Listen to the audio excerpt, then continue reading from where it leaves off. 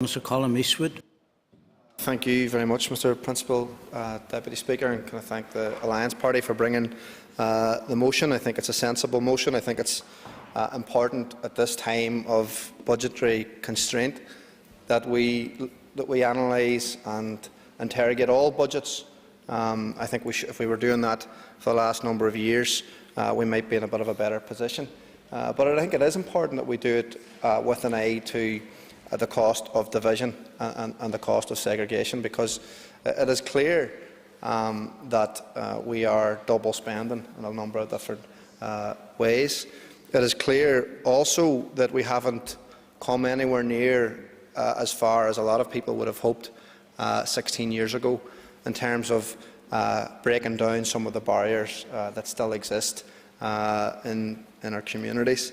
I think the promise of the Good Friday Agreement was one that everybody, or at least the vast majority of people, bought into, and they almost turned away from politics and asked the politicians then to finish the job, as Bill Clinton said.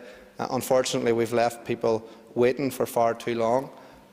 We have continued a situation where our communities are divided, and I think we send out from this place the wrong messages every single day.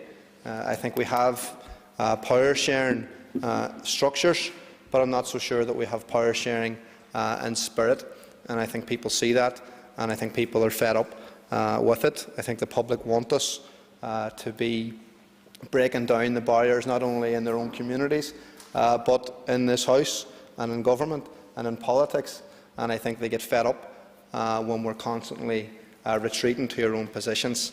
And I think we're all of us very good at demanding our rights, whether it's with parades or flags or anything else, and we're not always so good in living up to our responsibilities, because in my view rights and responsibilities go hand in hand.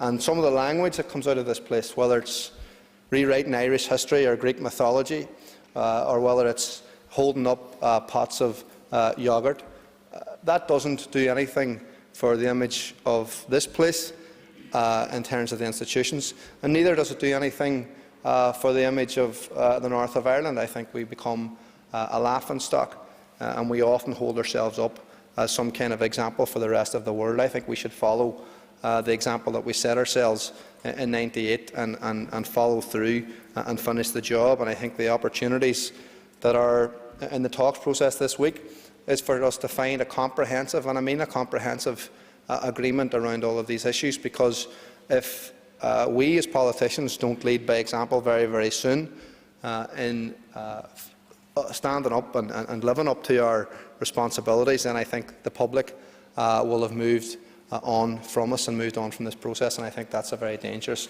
situation. I do want to recognise the work of the Peace Monitoring Report, which did recognise a lot of the good work that's gone on in my city and in your city, Principal Deputy Speaker.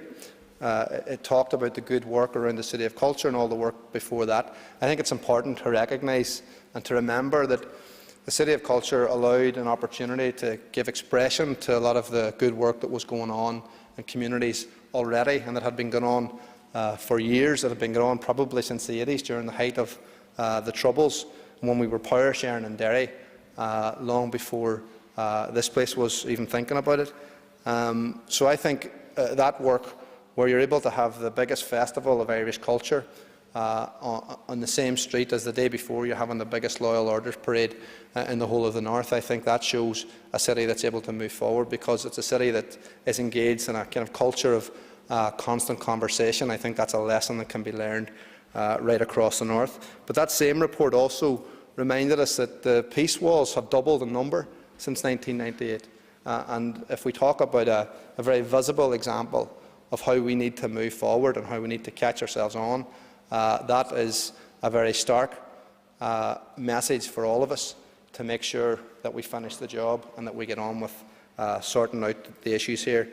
And just, I know I have a couple of seconds left to make mention of the very fact that there are many other communities that have joined us here in the north of Ireland from the minority ethnic communities, and we haven't looked after them, or we haven't welcomed them very well at all. and some of the same people who are going around attacking their houses. Members' time is up. And have been attacking members of different communities in this society for far too long. Thank you. Thank you. And I call Mr. Leslie.